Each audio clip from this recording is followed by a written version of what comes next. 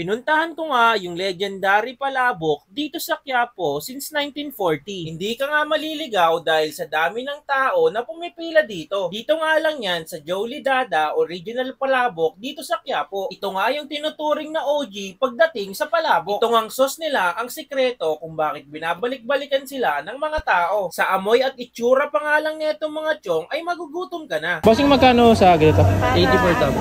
Pare-pareho lang naman yun. Isang May manipis na lang din sa mga patay. isang manipis na lang, bossing, tsaka isang makapal.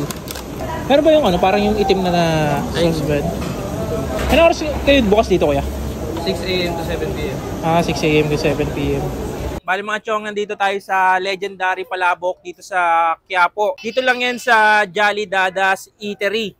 Bali 80 pesos isang ganito mga chong, isang tab. Yan. Tingnan natin yan. Bali umorder ako dito ng isang makapal na pansit, tapos itong manipis. Wala namang pinagkaiba yun pero try lang natin. Mali mo, meron. Bali mga chong, meron niyang overload na yan mga chong. Meron niyang chicharon, tapos may pusit. Ayan o, may pusit, tapos may egg. Tapos, kung ano na nilagay nila. Try na natin yan. Hindi ko alam ba't binabalikan to kaya na-curious tayo Ito muna makapal.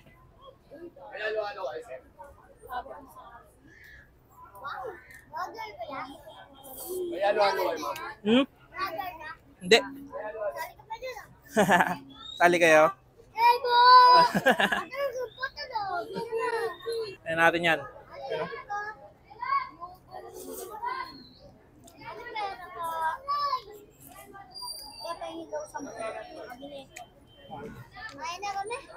Pag inahalo-halo na siya mga chong, pag sinama mo na yung chicharon, sa ibang mga toppings na nilalagay mo, lalo siyang sumasarap.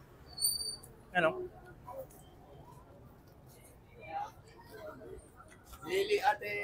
Rock.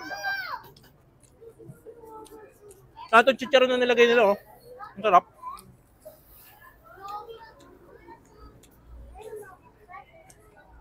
Itong palabok na to ay 1940s pa. Tinanong ko yung nagtitinda dito, wala na daw to si Nanay Jolie. Bali parang mga kapatid niya na lang yung nagtutuloy na itong palabok nila.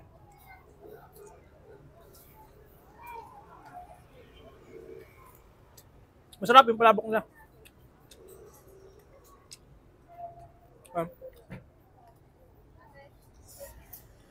Ito namang manipis, para mas marami nilagay nila na toppings. Ano yung nga natin? Ayun, mas marami siyang pusit na nilagay.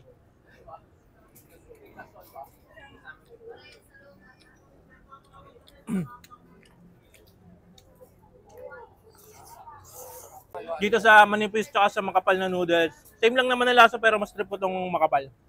Kahit sa pancit kasi mahilig ako sa mga kanton. Ayoko ng bihon.